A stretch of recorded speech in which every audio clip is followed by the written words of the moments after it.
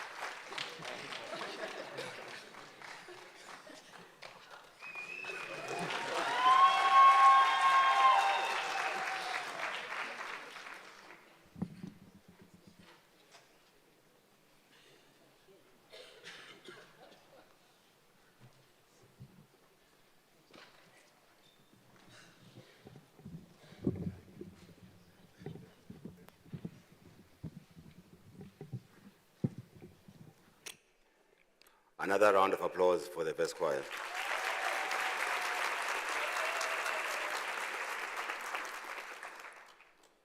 By virtue of the power vested in me as Vice-Chancellor, I hereby constitute this congregation of the University of the Witwatersrand for the conferment of degrees and granting of diplomas.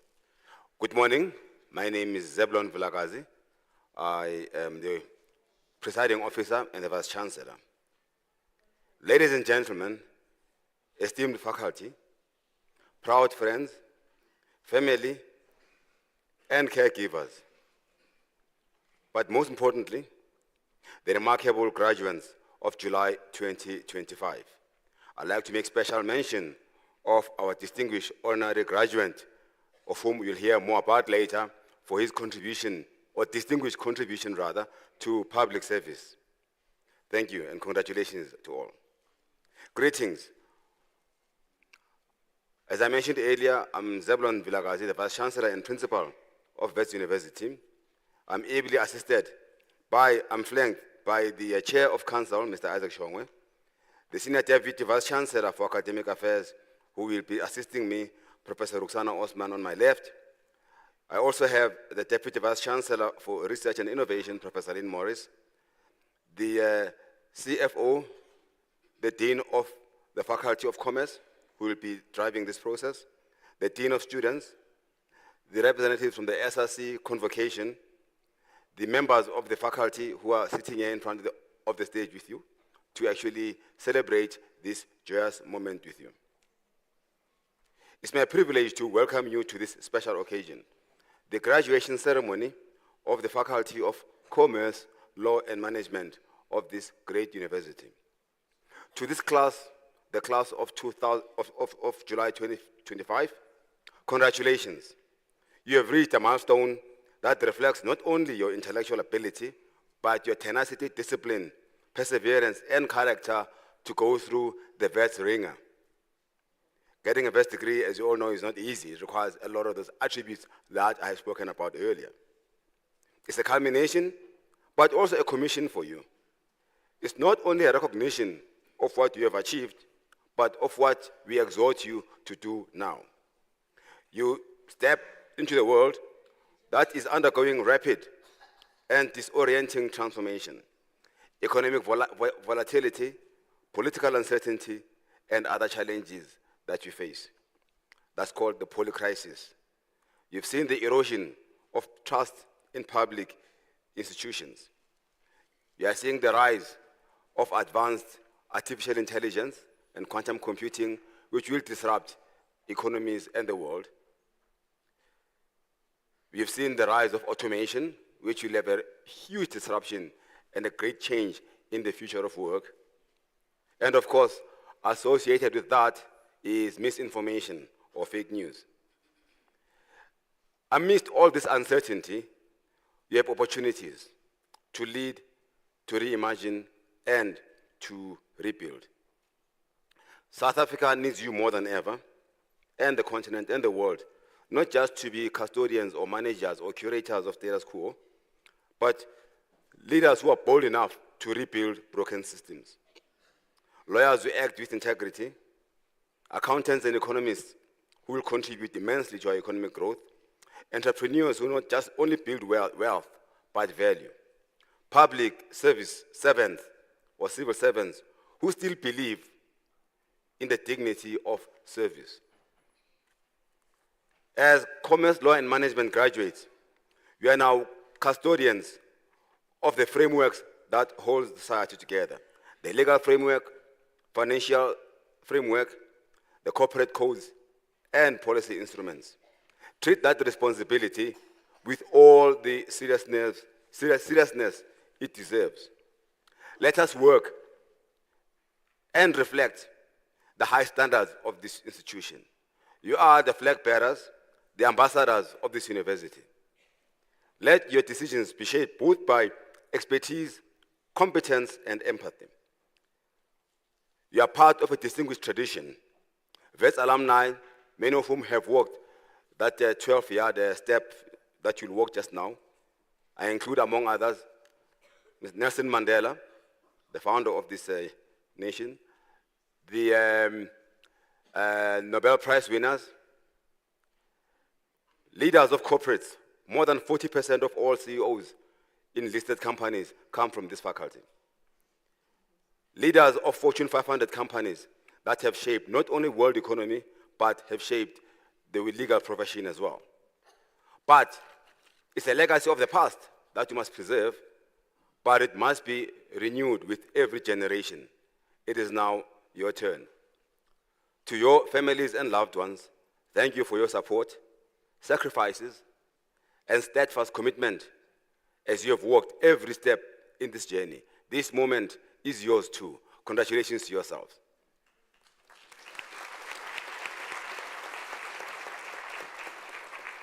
To my colleagues flanking me in the Faculty of Commerce, Law and Management, thank you for your commitment to nurturing thinkers, analysts, and leaders who will carry forth this banner and the values of this great university. To our graduates, as I close, remember this. Your vast degree will open doors, but it is your values that will determine what you once you walk through the door. Congratulations, class of 2025. Go well, be brave, and go proudly, because you are vets and you have the edge. Congratulations.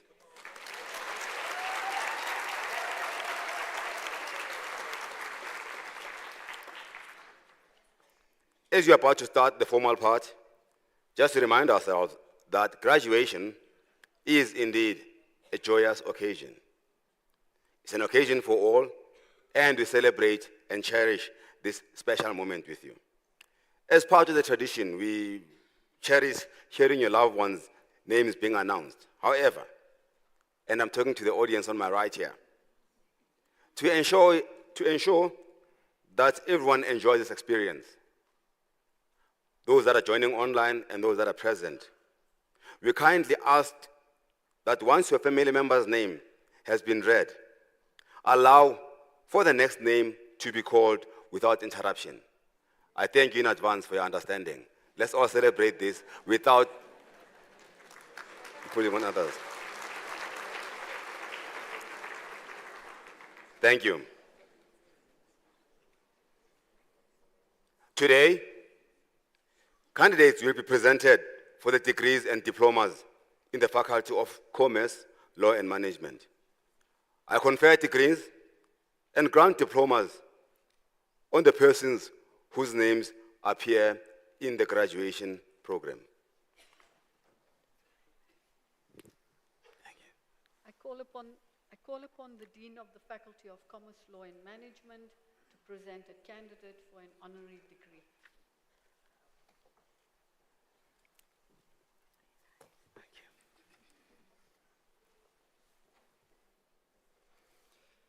Mr. Vice-Chancellor, I have the honor to present Mr. Mavuso Walter Msimang for the degree of Doctor of Commerce, honoris causa.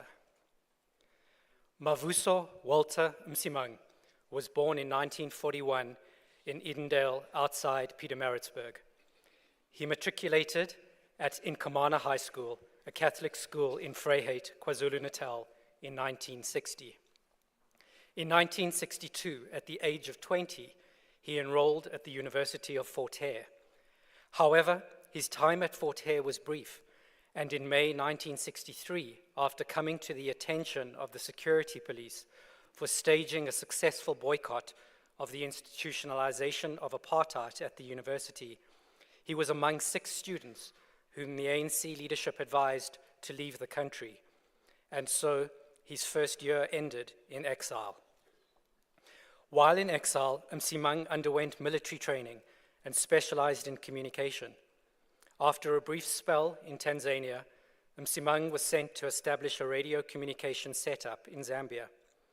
He subsequently became a leading member of the liberation struggle and was appointed to serve as secretary to Oliver Tambo from 1969 to 1972, and later became the CEO of the Oliver and Adelaide Tambo Foundation.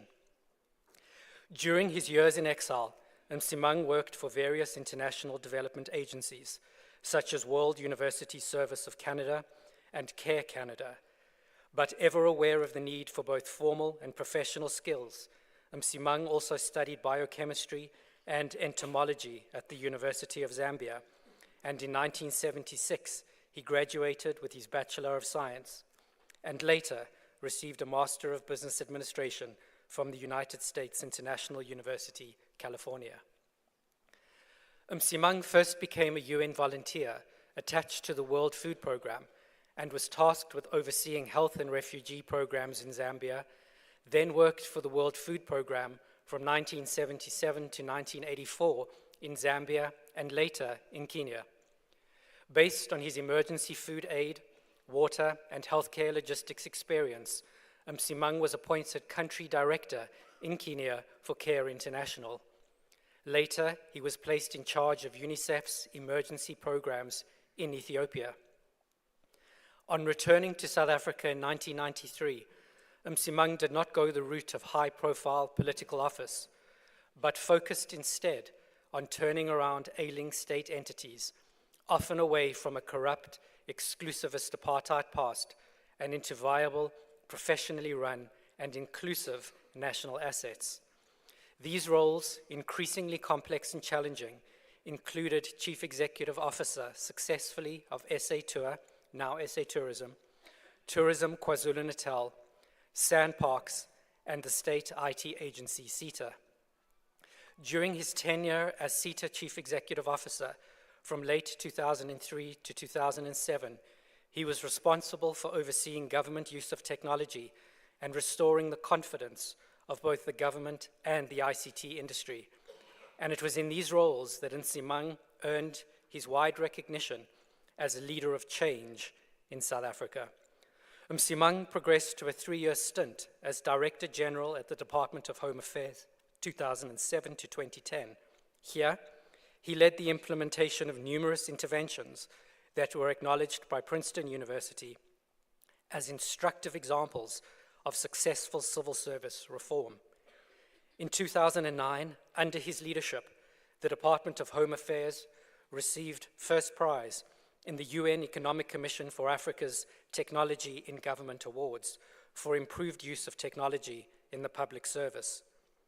He retired from the civil service in 2010. Msimang currently serves on various NGOs, civic society, and environmental management boards, including WWF South Africa since February 2011. He has also chaired the boards of Corruption Watch. He was one of the original founders of African Parks, a non-governmental organization focused on conservation, and as of 2021 is an emeritus board member. He also served on selected corporate boards, including Harmony Gold Mining, Investment Solutions, Sekela Klabiso, an accounting firm, and others.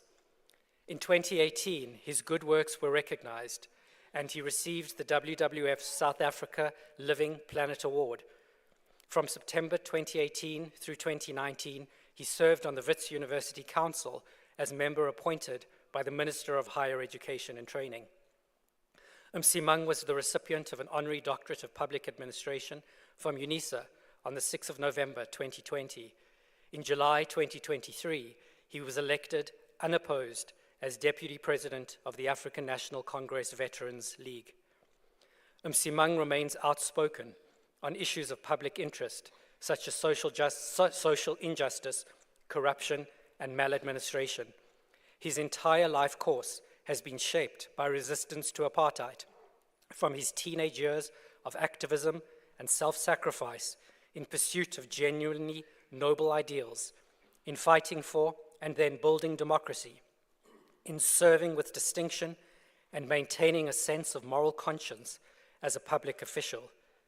Latterly, he has sought to uphold his commitment to principles of good governance and ethics, while reminding the nation of the contribution of the illustrious former leaders of the National Liberation Movement and the many ordinary people whose sacrifices made it possible for contemporary South Africans to live in a democracy.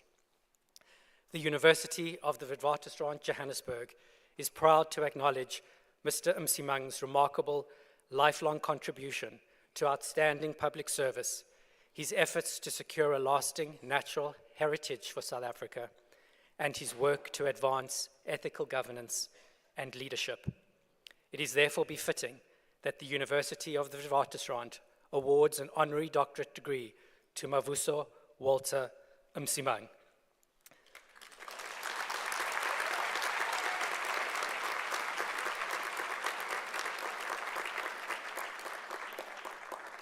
Mr. Vice-Chancellor, I have the honor to request that you confer the degree of Doctor of Commerce, honoris causa, on Mavuso Walter Msimang.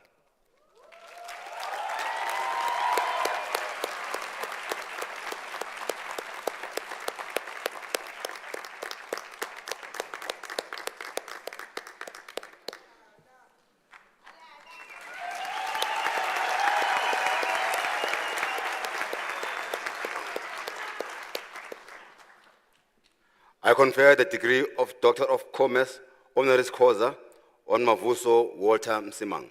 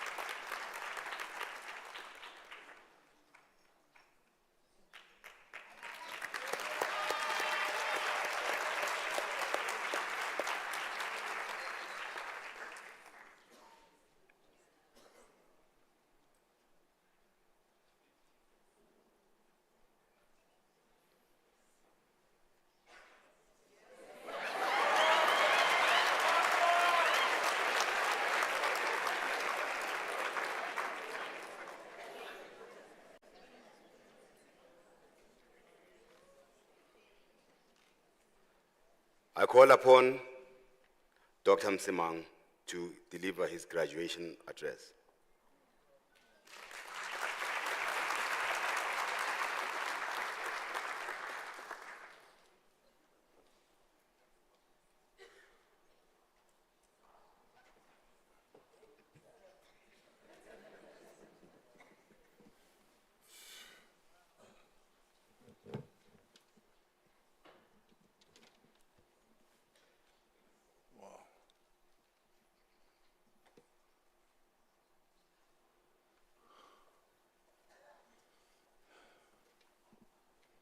Vice-Chancellor of the University and members of the University Council, distinguished faculty, students, guests, and fellow South Africans, good day.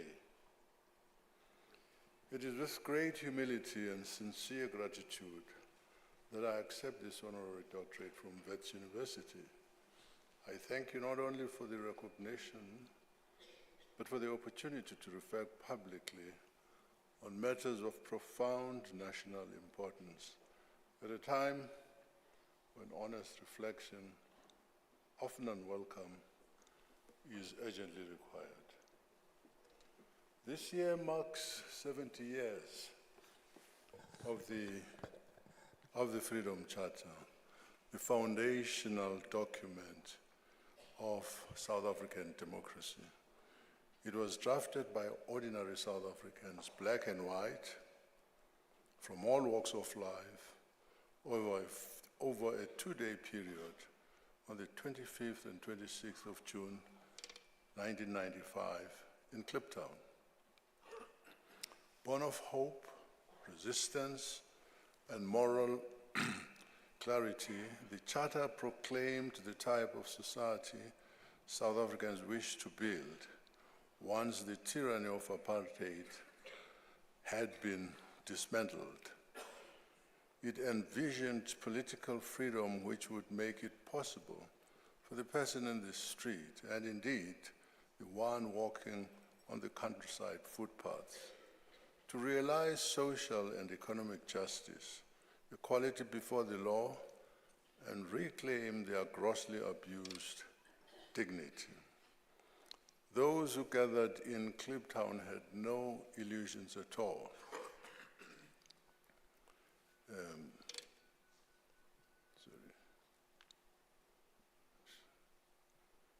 I'm sorry about this.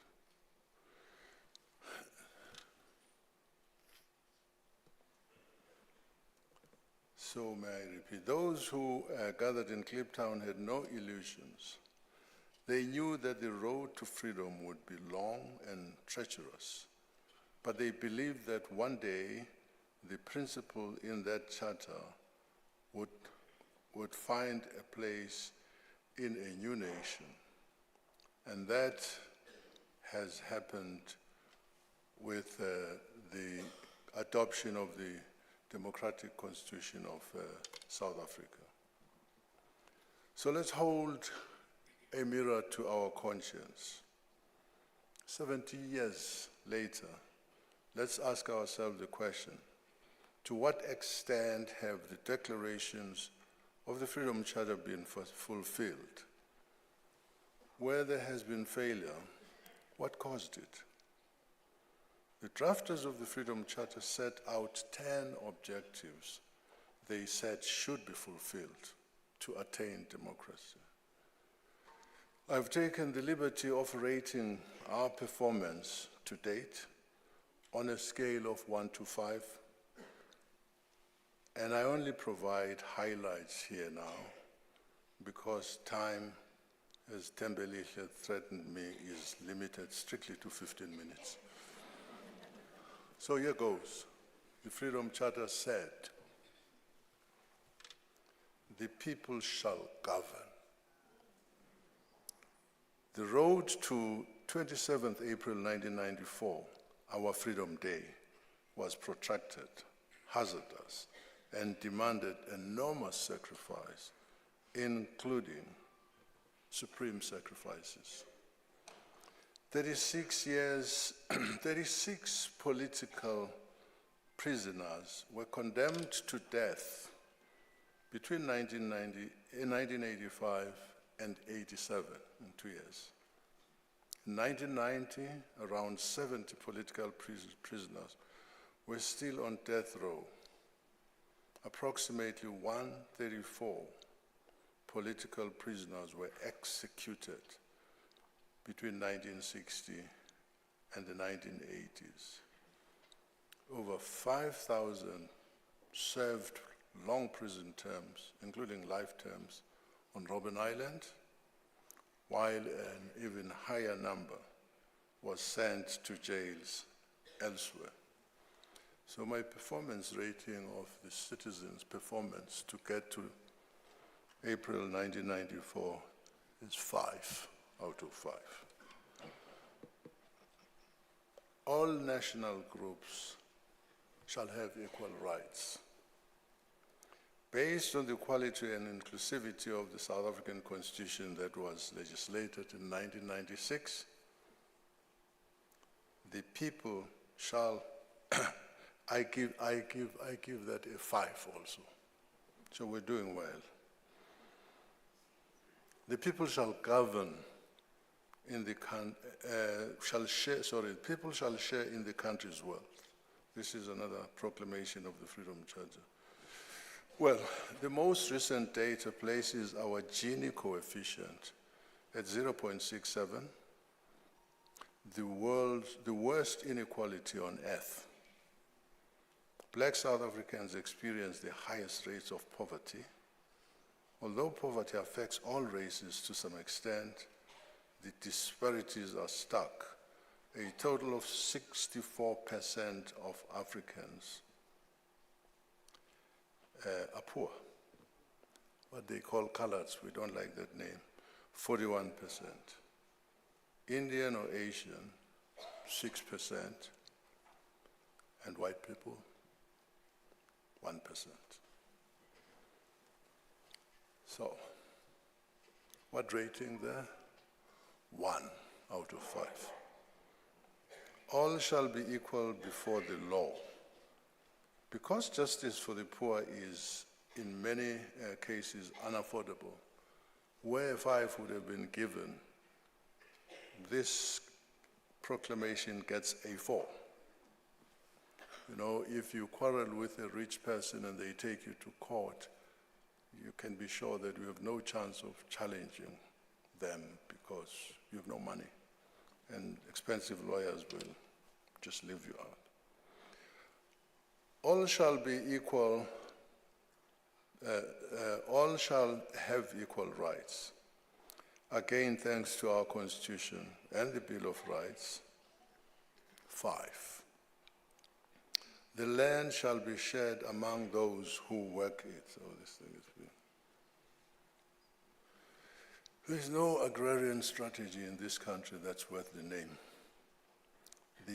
The number of young people in agricultural colleges and universities is minuscule, mocking the frequently made call for the return of the land. Rural life is so harsh that many constantly trek to the informal settlements.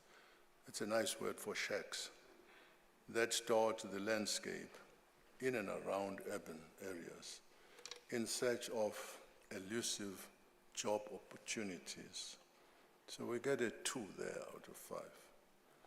The doors of learning shall be opened. Basic education in public schools has been in dire need of an overhaul for more than 20 years. Enough research has been done to warrant no further arguments. At the current rate, the future governance of South Africa will be in the hands of the rich, mainly those who have been exposed to private education. 1 is the score for education.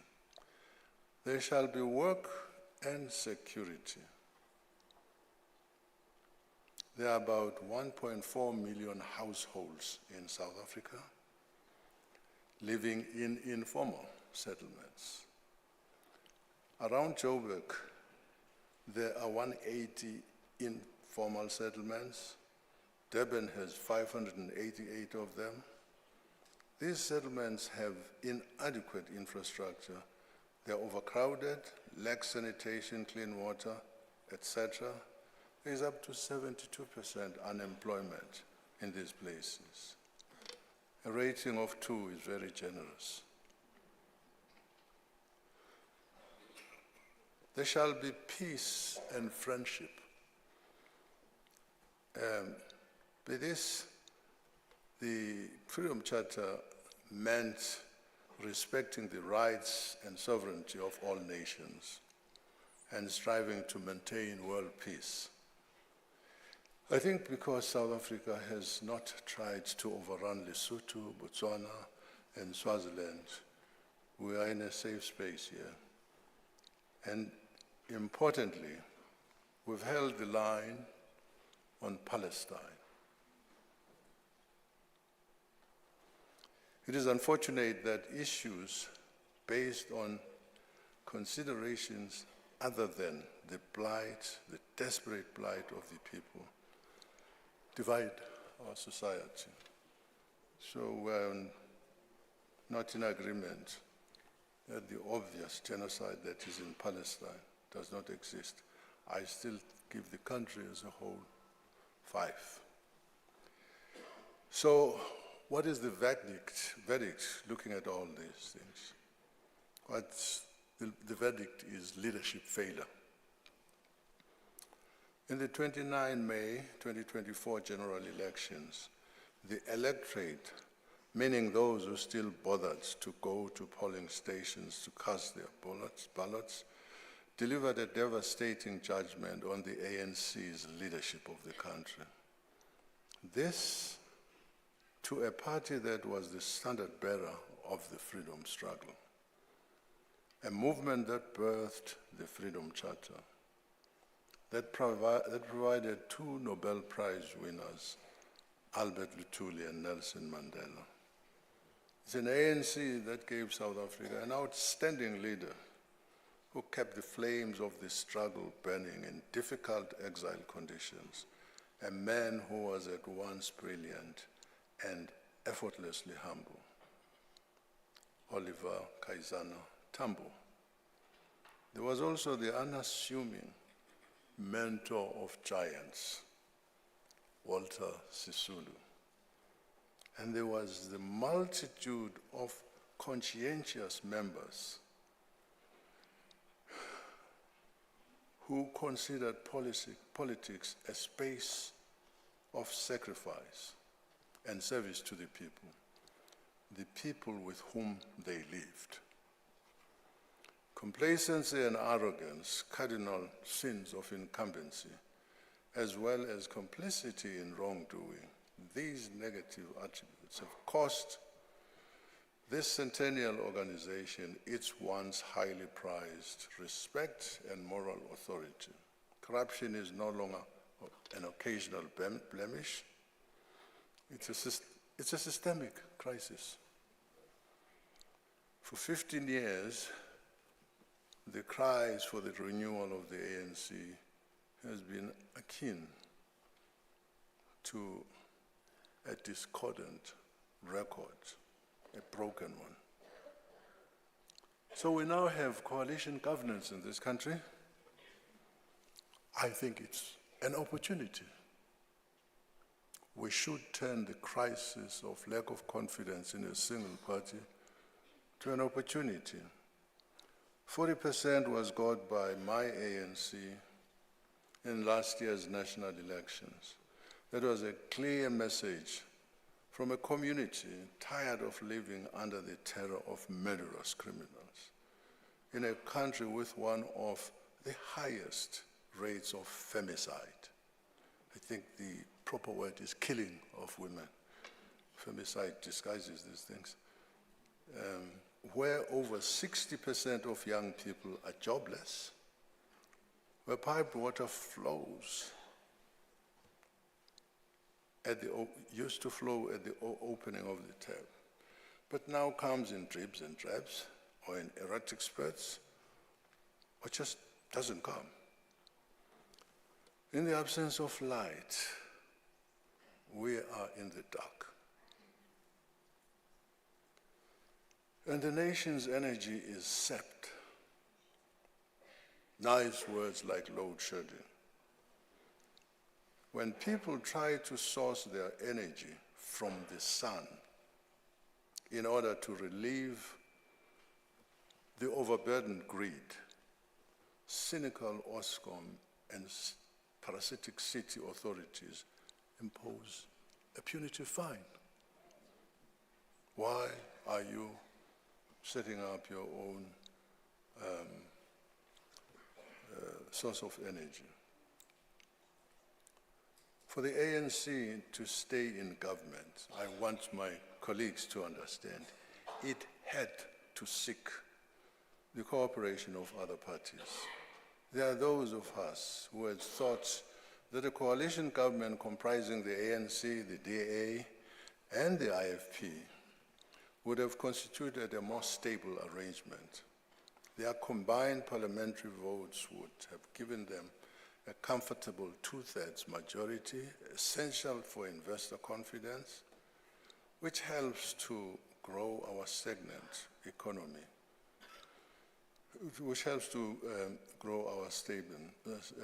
stagnant economy and provide employment to millions who walk the streets, some of whom have just given up.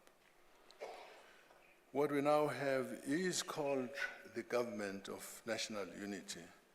There's a certain animal the English called the gnu, the wildebeest we call it.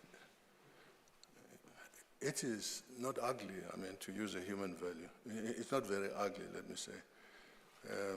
But it's one of the survivors in the wilderness.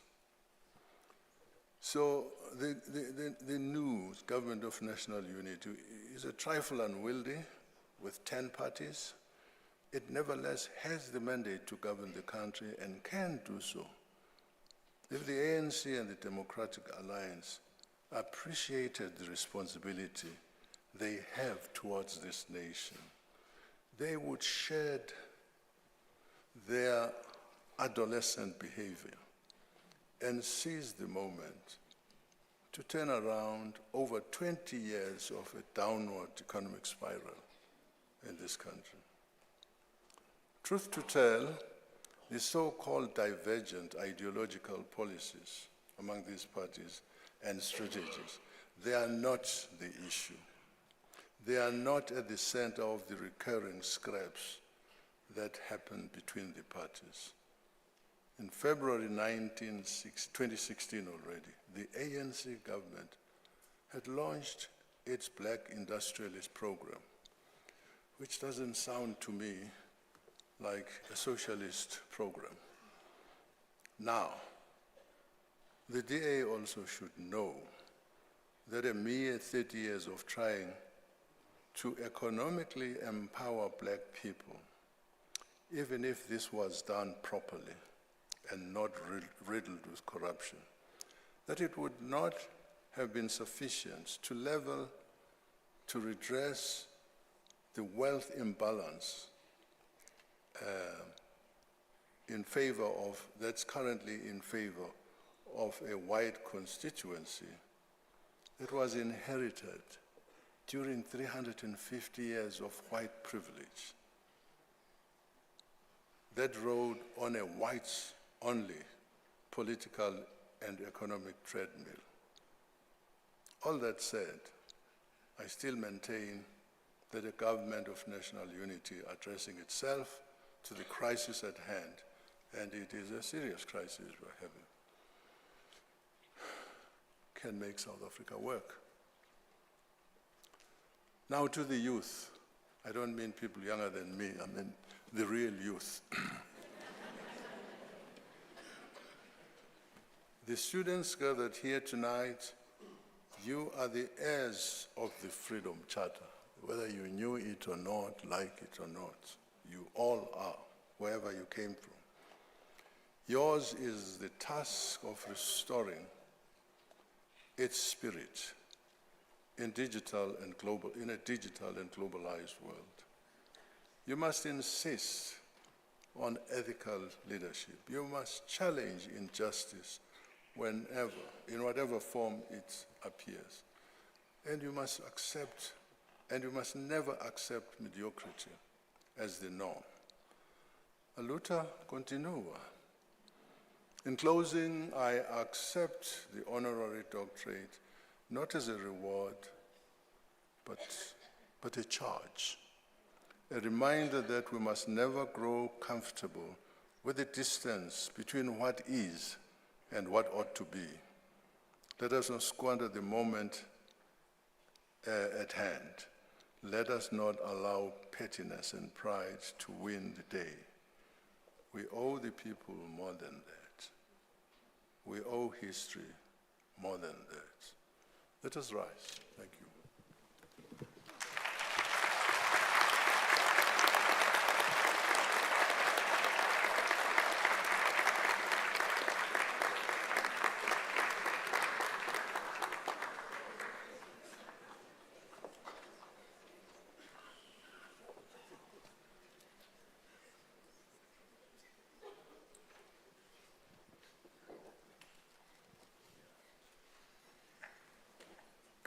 Once again, Dr. Msimang, thank you for your historical narrative of the country, basically covering your entire life.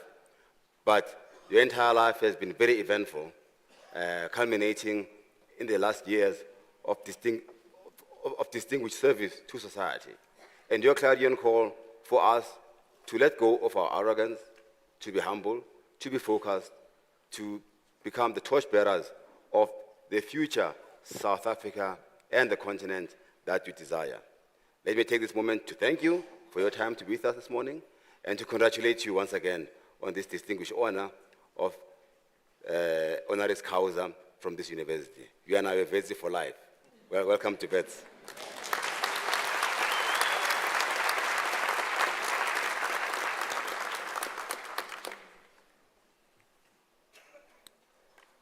I call upon the Dean of the Faculty of Commerce, Law and Management, to present candidates for degrees and diplomas.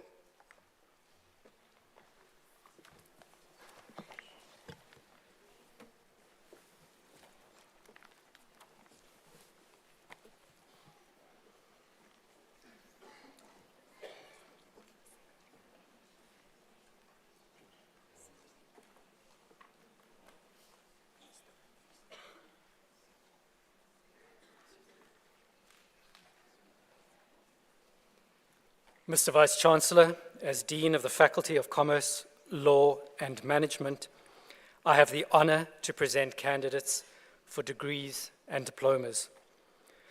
Mr. Vice-Chancellor, I have the honor to present candidates for the degree of Master of Commerce. Lydia Dlamini with distinction.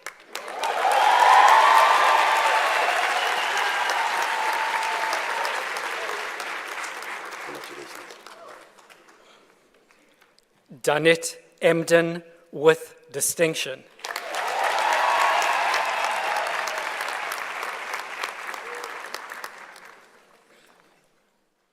Ramon Haddad.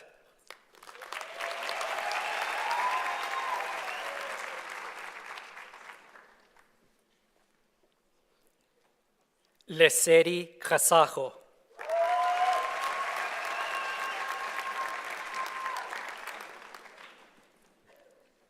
Santi Kotza.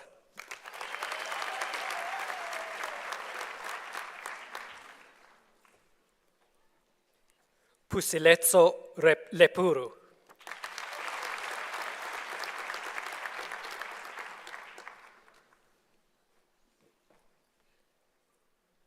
Shana Lutchman.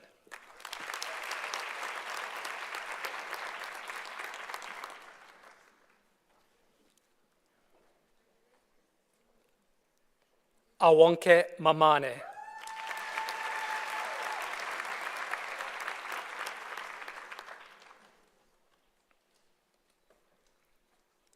Nonsikelelo Umgukulwa.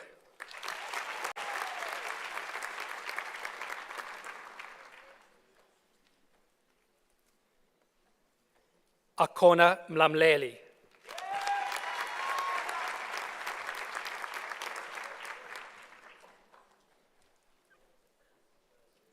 Maria Molokome.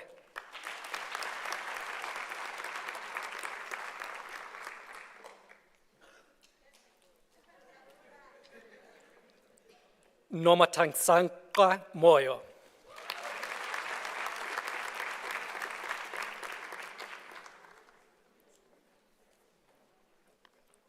Chuma Mpelane.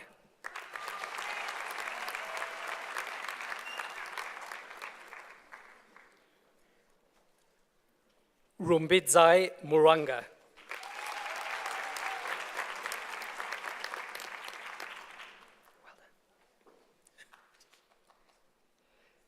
Gift Nemokula with distinction.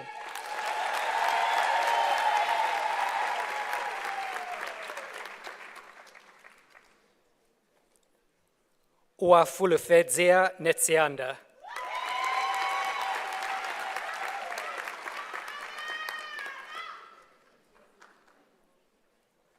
Busisiwe Nkansu.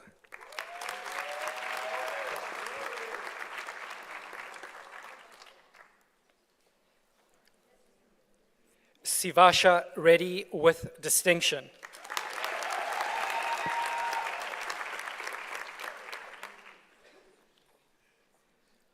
Laura Ribeiro.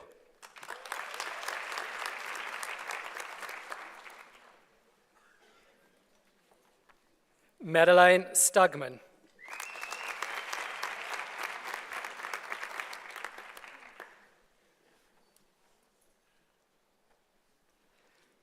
Lehumo Chabalala.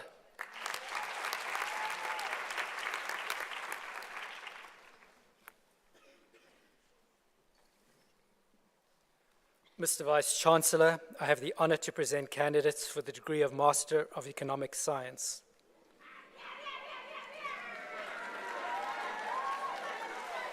Taven Ndlovu.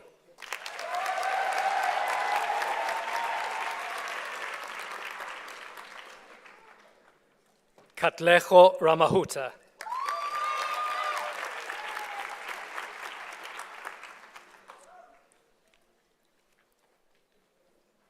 Mr. Vice-Chancellor, I have the honor to present candidates for the degree of Master of Laws.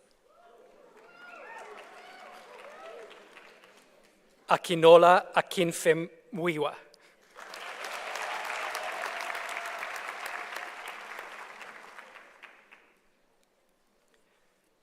Sean Anderson.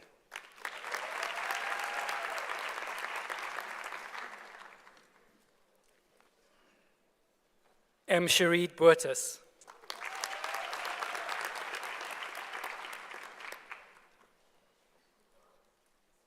Faye Darby.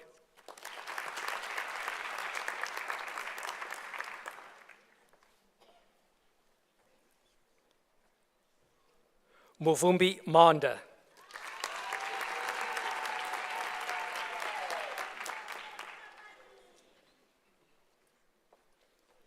Beth Marochanya.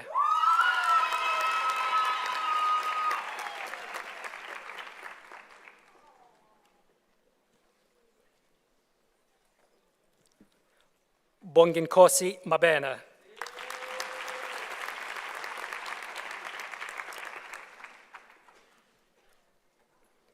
Tabang Mashifane.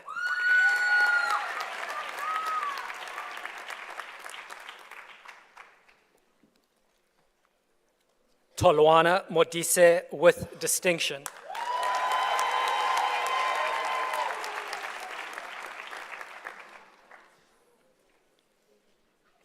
Zamachlube Mvunelo.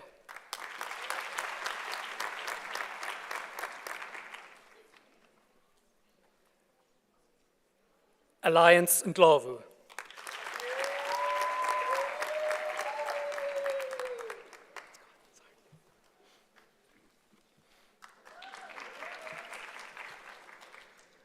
Christo Pinar.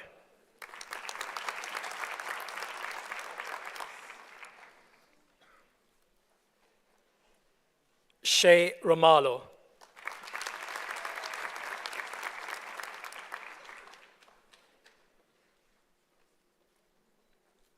Edinho Shipalana.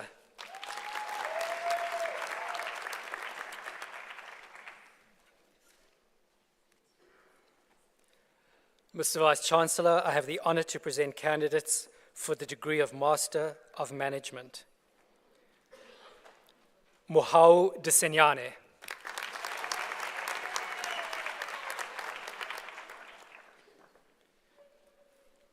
Tsepo Kanyago.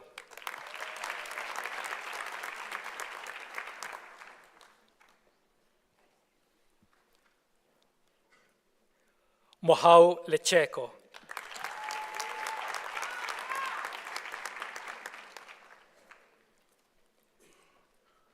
Zintle Magazi.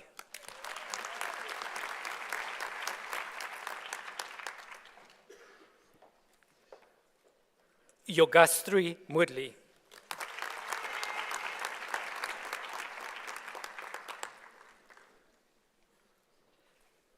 Dikeledi Mosikare.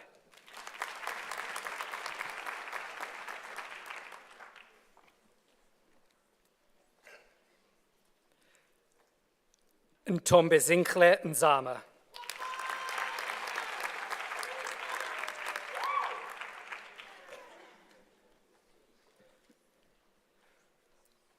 Matome Sioka.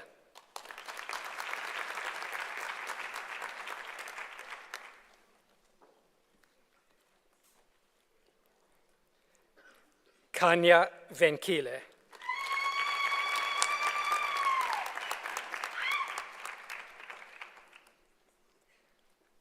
Mr. Vice-Chancellor, I have the honor to present candidates for the Bachelor of Commerce with honors. Caroline Adesina.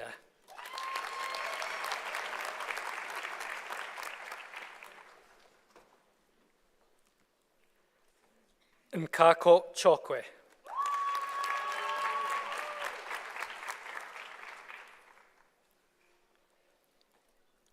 Nontobeko Dlamini.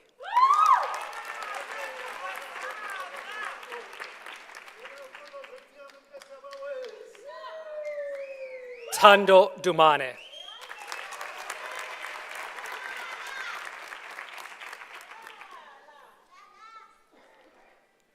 Moritsane Madileng.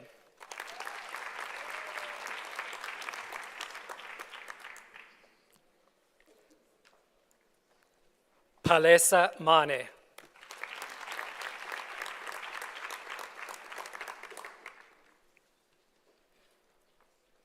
Mulanga Mapiri.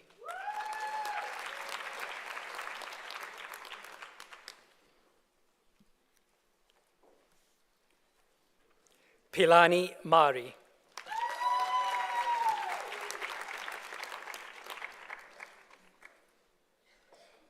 Lunghani Mashimbi.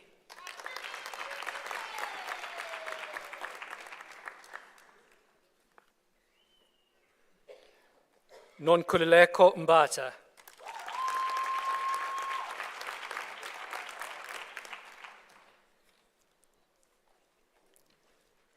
Mukelwe Mdluli.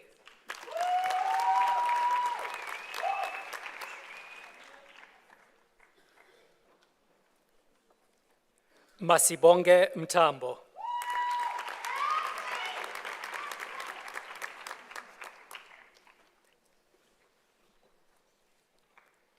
Tuto Mokhomotsi.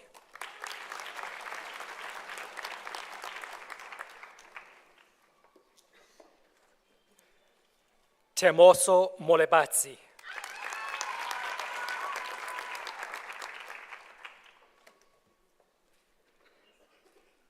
Malekwa Motibi.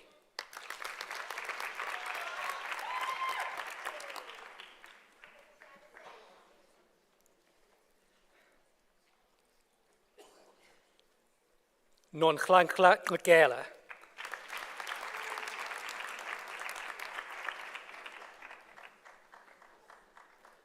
Lavaran Naidu.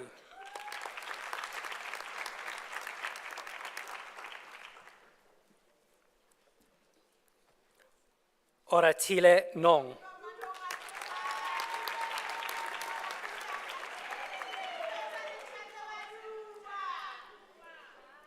Agnes Pilete.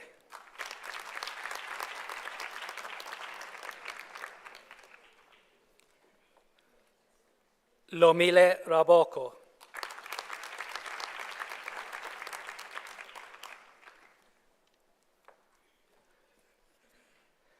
Ntabiseng Rakoko.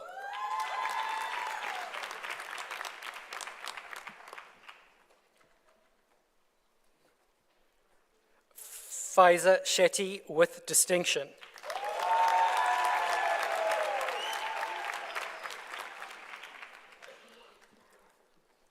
Makampa Shangana.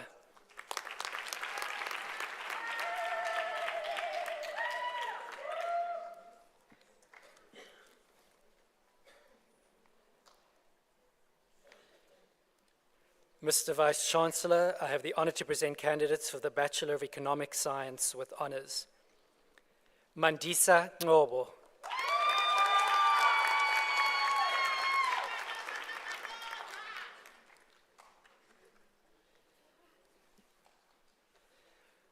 Mr. Vice-Chancellor, I have the honor to present candidates for the degree of Bachelor of Laws. Tariwanashe Kamwara.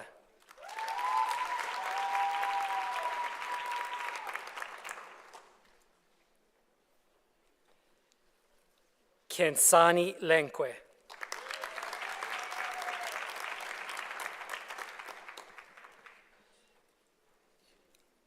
Dineo Lubisi.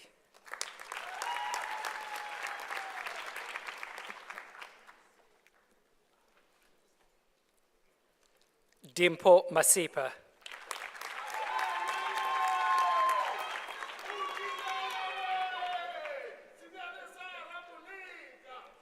Jabulile Mbanjwa.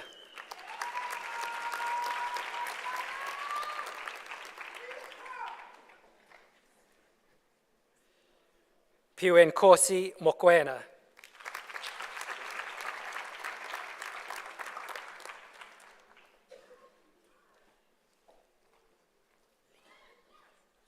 Lian Moloko.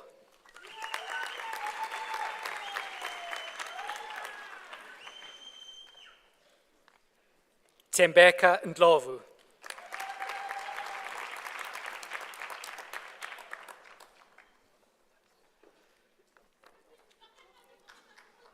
Tsumbedzo Ndau.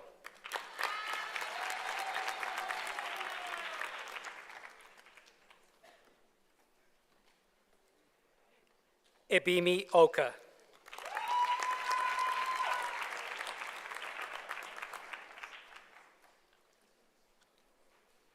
Mr. Vice-Chancellor, I have the honor to present candidates for the degree of Bachelor of Accounting Science.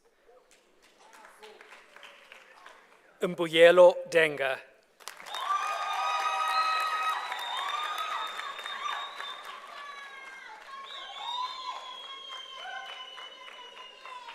Yolanda Gumede.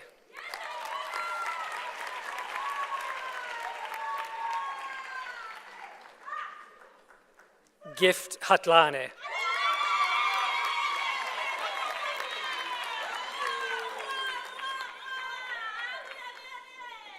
Promise Mahlangu.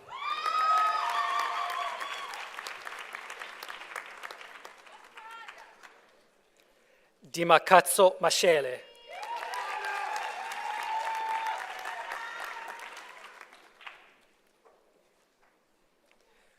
Nhlankla Mngomezulu.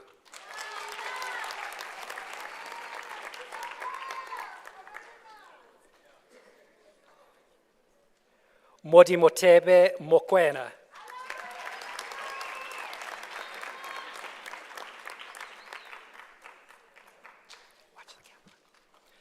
Karabo Monareng.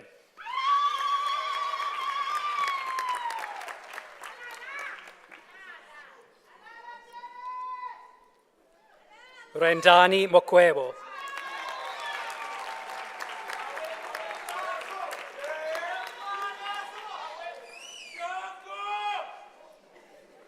Nkosina Mandla Ndlovu.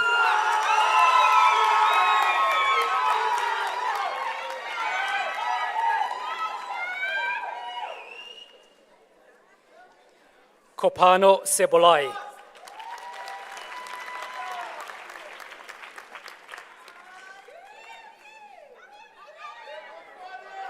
Tapelo Sefatsa.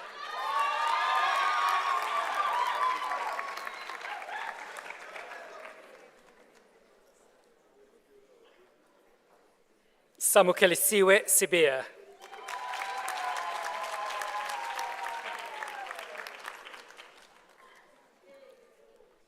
Abigail Stoffels.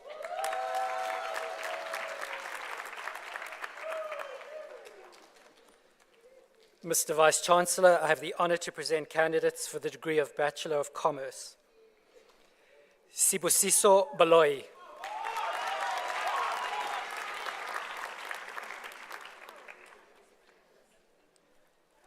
Mapaseka Boyhang.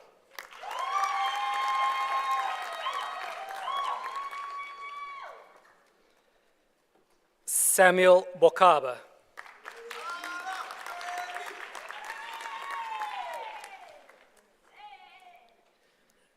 Ndileka Bokwane.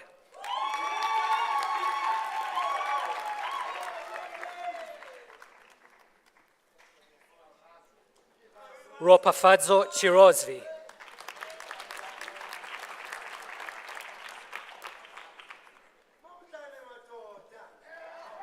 Khlalefo Ganare.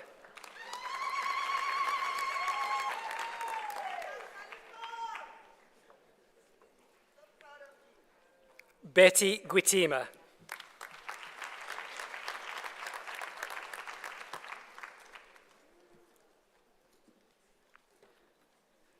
Nhlakanipo Hlachwayo.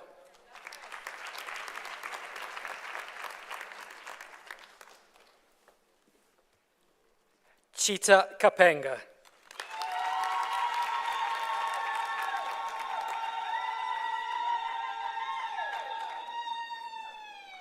Katlejo Kubiana.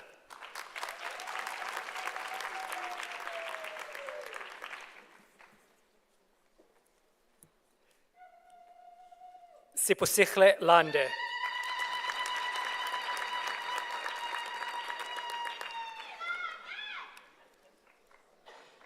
Katlejo Lehari.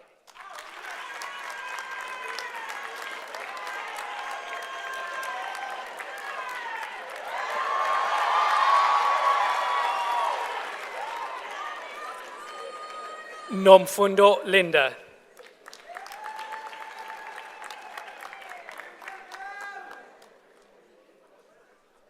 Yinchla Mabasa.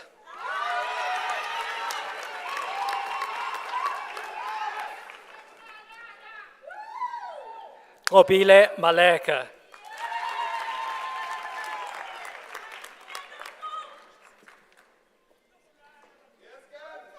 Audrey Manyangeni.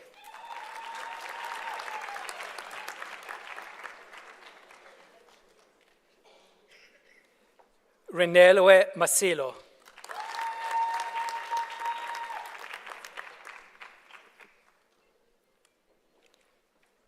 Johnny Matlau.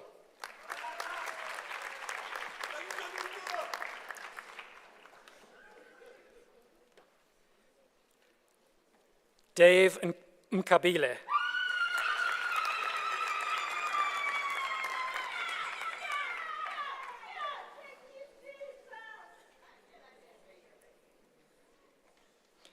Gingirikani Mkansi.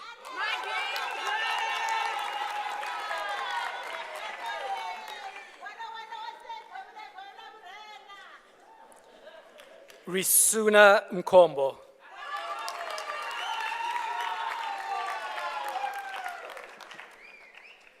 Sharon Mkonto.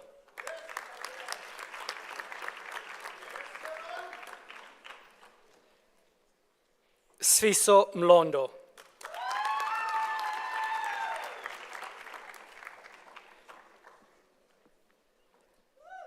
Penelope Mafokeng.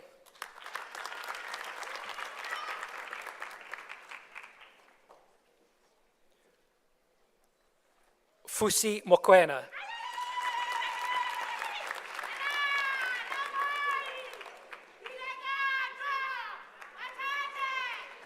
Boitumelo Mokotong.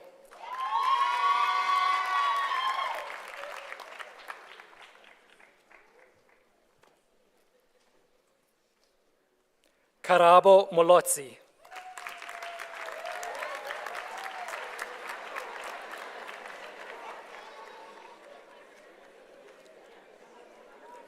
Dinelle Mudley.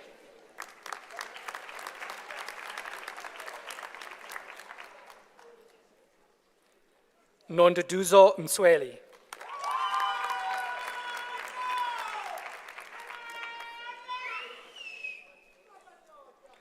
Ngwane Mtokwa.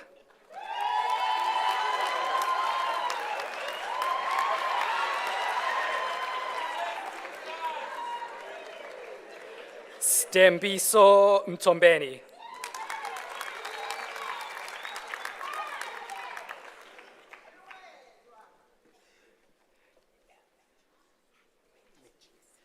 Midge Mchweni.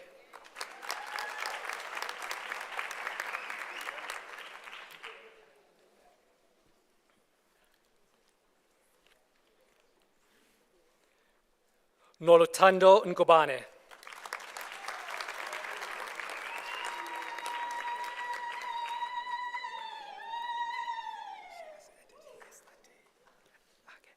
Sherry Ngomani.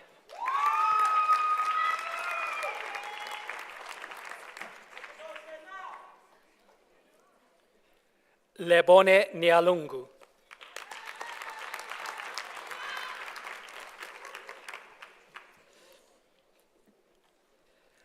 Amakle Nyengane.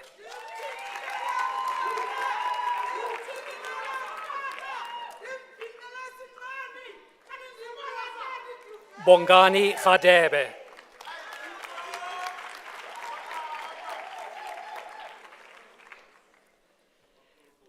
Dikiledi Sekolwane.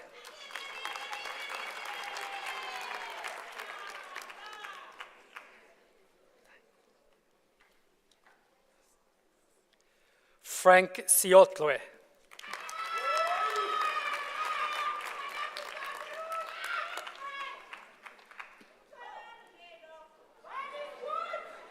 Spiwo Kuchle Sitole.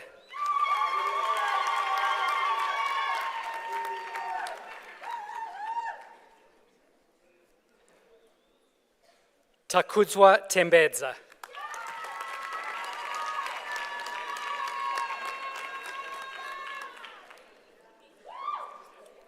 Tsepang Chabalala.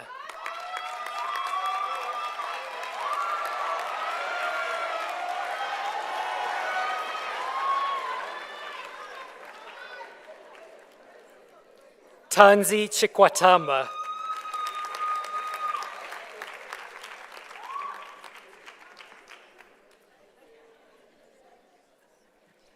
Sabelo Shamase.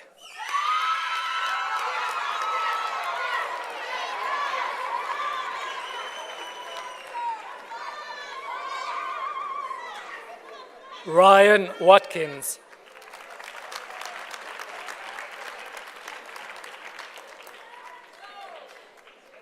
Nolutando Zikalala.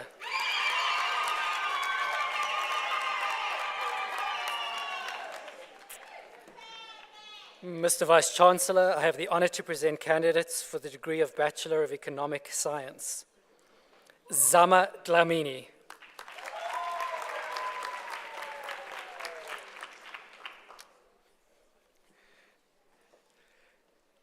Timna Mabija.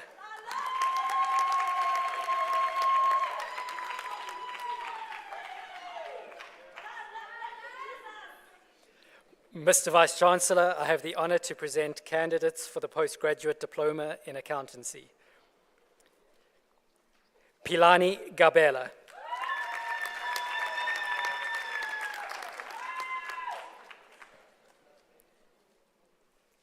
Tendo Gavi.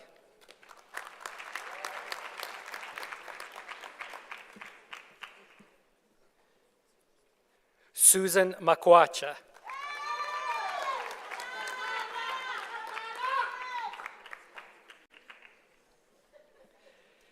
Simolo Kuchle Manzini.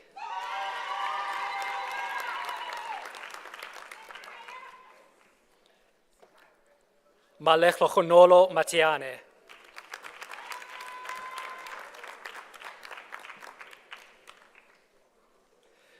Sbongo Kuchle Mklongo.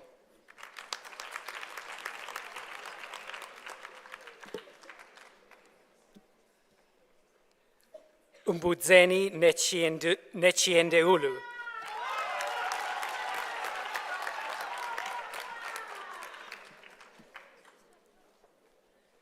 Letabo Nkarimeng.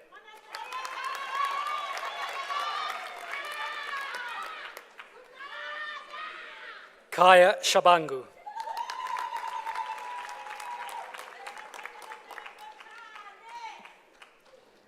Mamoloko Tulare.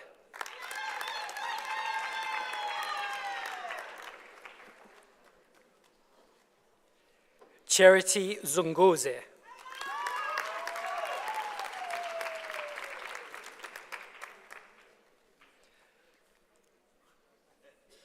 Mr. Vice Chancellor, I have the honor to present candidates for the postgraduate diploma in law. Sbachle Dladla.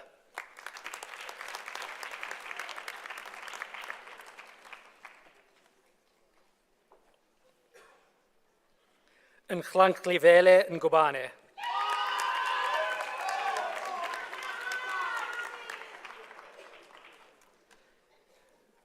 Mr. Vice Chancellor, I have the honor to present candidates for the postgraduate diploma in management. Nklankhla Dladla.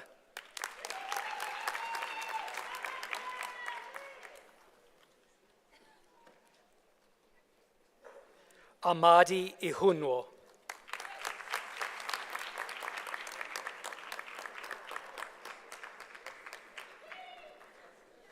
Pule Konyana.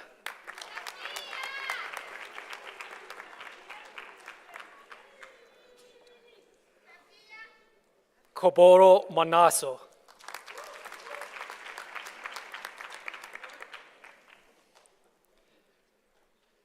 Patrick Mahlangu.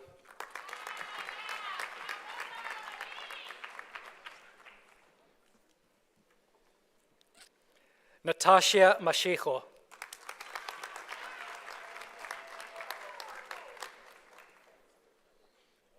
Ashanti Mbanga.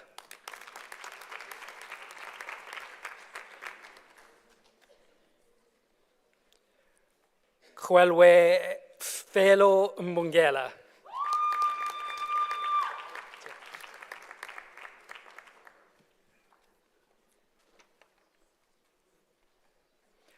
Archibola Mokechle.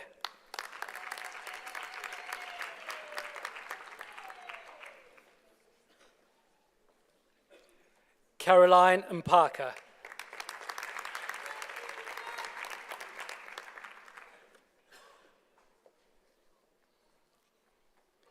Norma Ndima.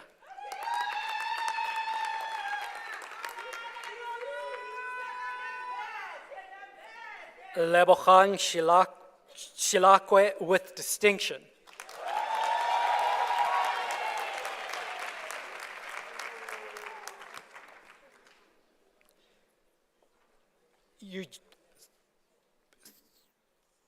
Mr. Vice Chancellor, I have the honor to present candidates for the postgraduate diploma in public management. Eugene Beloy.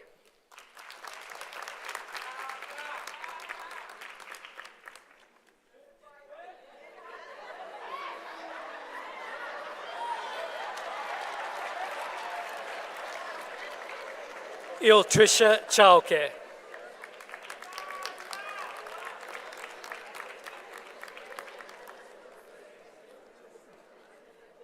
Justice Dapambe.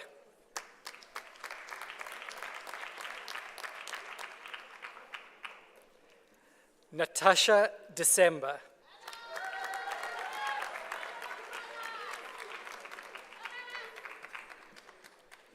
Muzi Duma.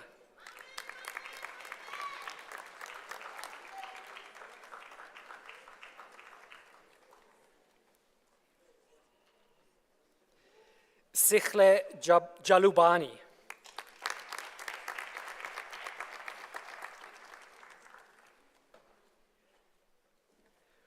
Boitumelo Magai.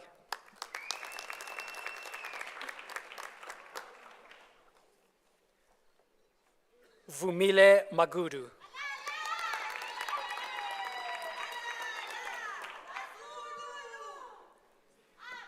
Refilwe Makoba.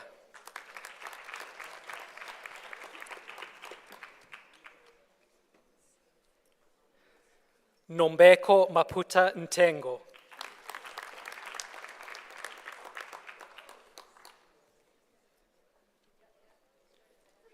Masabata Matiwane.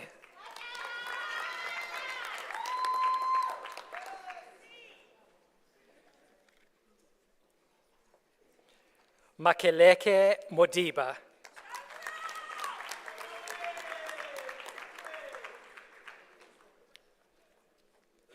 Lele Moyo.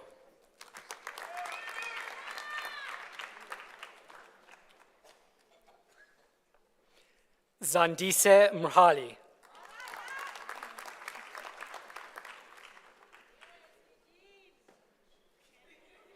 Rabelani Mudzuli.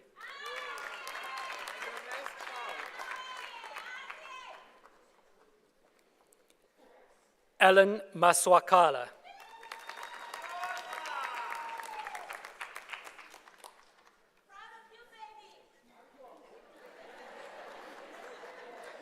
Vulani Ngoveni.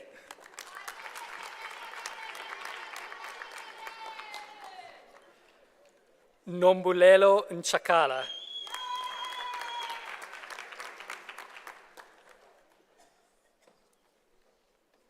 Dolph Ramolozzi.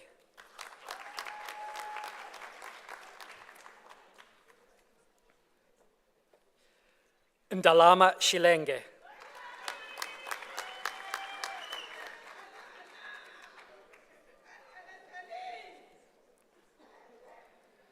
Mzamane Sitole.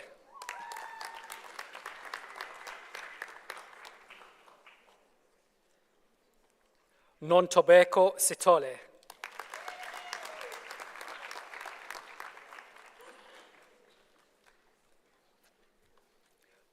Mr. Vice-Chancellor, I have the honor to present candidates for the postgraduate diploma in specialized accountancy. Anele Banda.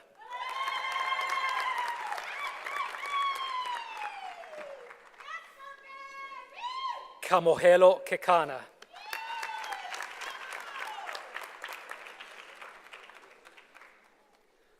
Lubanzi Kunene.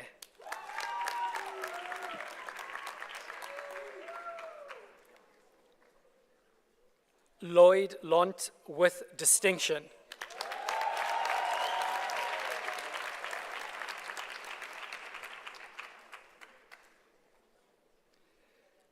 Spusiso Mkanchwa.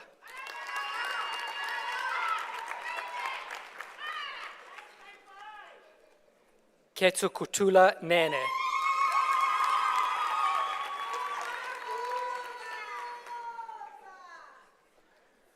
Nolutando Zikalala.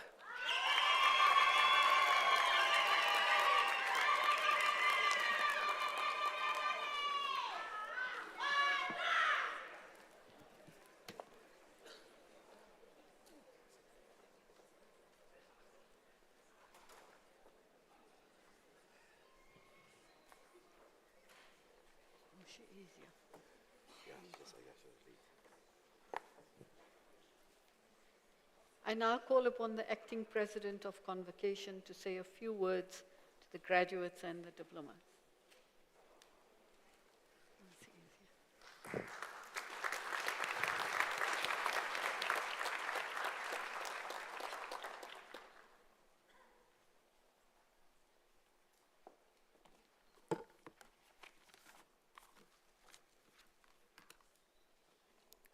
I'm hoping it's still good morning.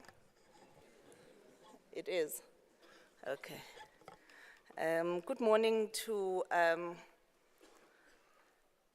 our chairperson of council, our vice chancellor, our honored guest, Mr. Mavuso Msimang, our esteemed member of the executives, our academic staff on stage, our guests, our friends, families that are accompanying us this morning, and the best morning wishes goes towards our graduates this morning. And it is my pleasure this morning to extend a warm welcome to convocation as a graduate of the University of Witwatersrand. My name is Nomfundo Ngcobo, and I am the acting vice chancellor. Sorry.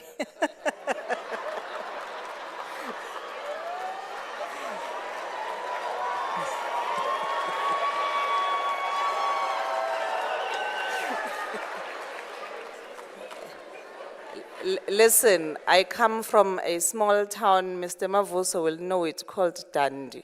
So I can always dream, right? It's a very small town. Nobody knows about it. So you're also from Dandi, yes, Esbongi. So we can dream. So one day is one day, Vice Chancellor. No, I am the acting president of convocation, and I'll explain to you who and what that is. There are a few defining moments in life, and without a doubt, your graduation is one of those.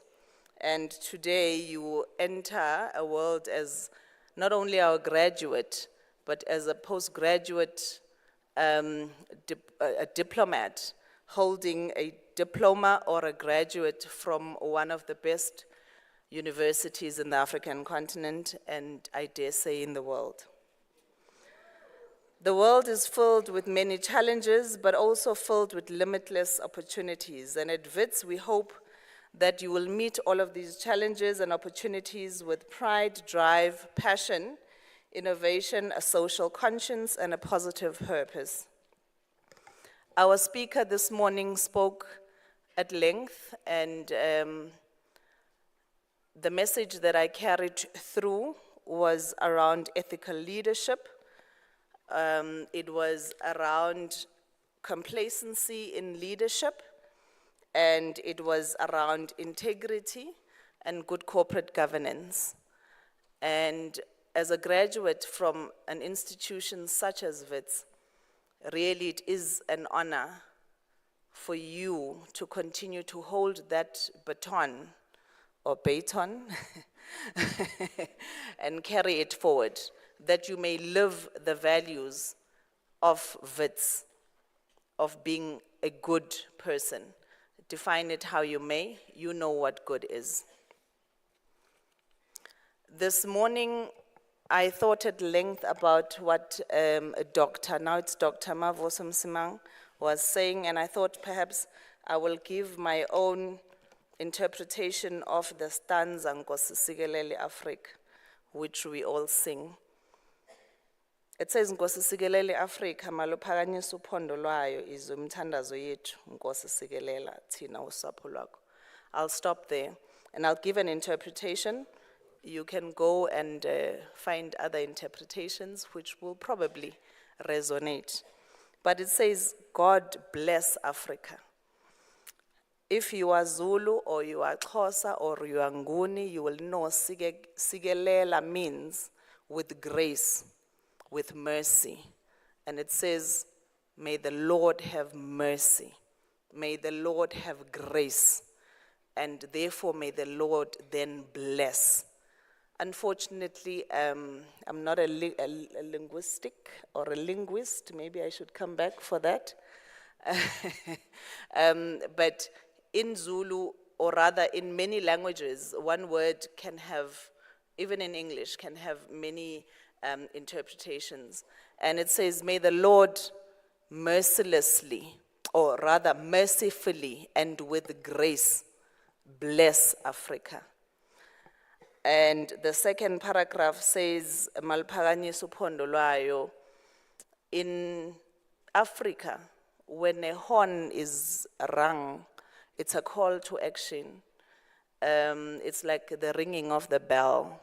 I know there's a phrase that says, until the fat lady sings, or, you know, something about the bell, but it's the bell. So this morning, the bell is being rung upon you as graduates and diplomats from the institution. It says, izwi imithandazo yethu, may you hear our prayer.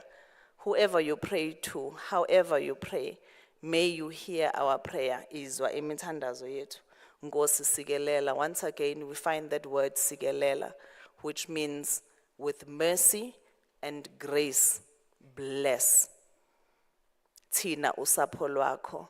Thina is we, usapho lwakho is we, your people.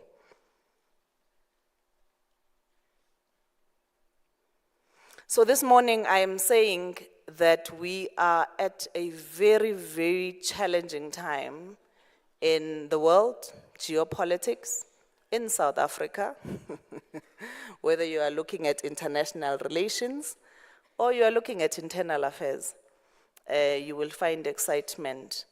The call to action, the bell is being rung, and we are rather the generation of Dr. Mavoso Msimang is saying and pleading to say, may the Lord mercifully and gracefully bless us, and He has with you and your contribution.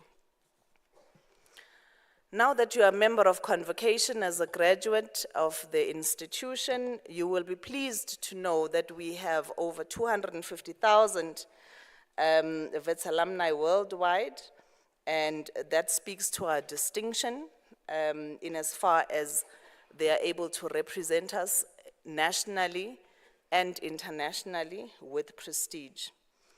Convocation also bestows certain privileges, such as appointing the Chancellor, and the Convocation Executive is also appointed by Convocation and alumni, which is who and what you are this morning.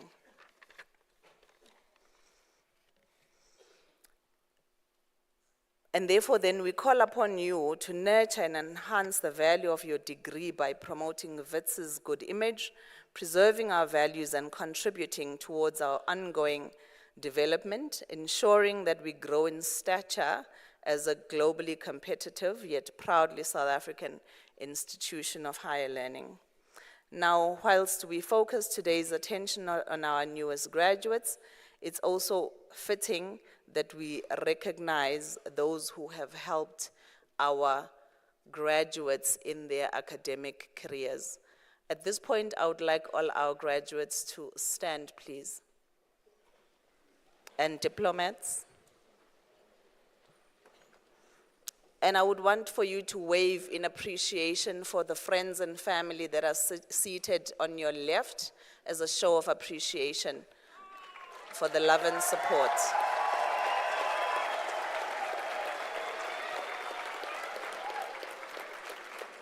And whilst you still remain standing, I would like for you to extend the same note of gratitude to our academic staff on stage and our management team.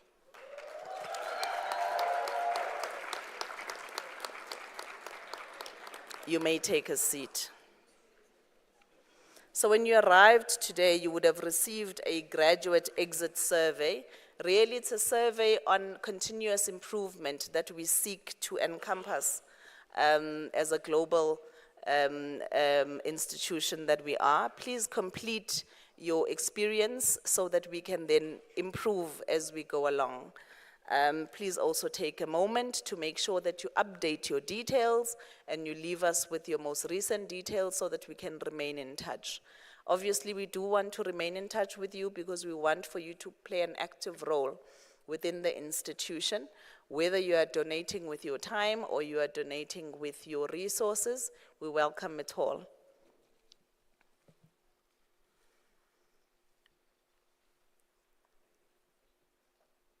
With your degree, and at the risk once again of some populist views, I will once again say your name is no longer just a name. Remember that. So we look forward to checking you out on your social media pages, and make sure that you do hashtag us, hashtag Witsi for life, and do remain in contact with us, and do tag us, and do continue to converse with us on our social media platforms.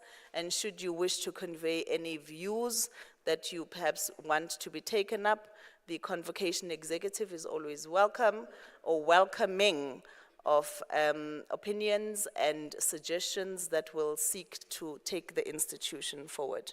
We wish you the very best of luck with your future pursuits, and we hope that you indeed make us proud. I have no doubt you will. And with that, uMangcobo uthi halala.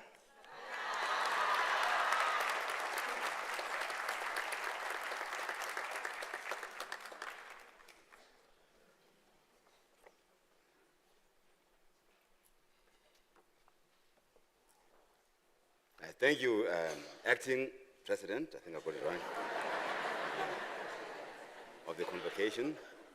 But of course, we are more welcome to swap places. It's a very, if you have the stamina for it. Just before I close, I'd like to once again convey my heartfelt congratulations to the graduates and diplomats of this university, and also thank our distinguished guest this morning, Dr. Mabuso Msimang, for his inspirational words.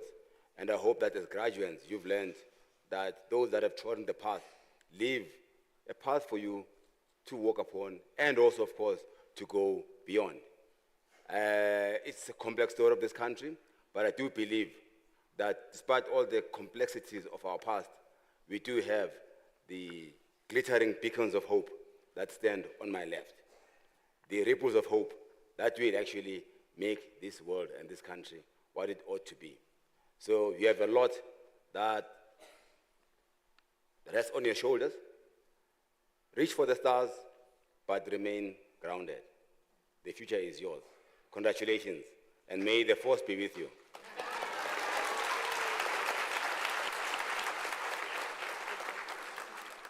Graduates, colleagues, and guests, this concludes the proceedings for today. And now, by the virtue of the power vested in me as the Vice-Chancellor, I hereby dissolve this congregation of the University of the Witwatersrand, Johannesburg. May you please rise.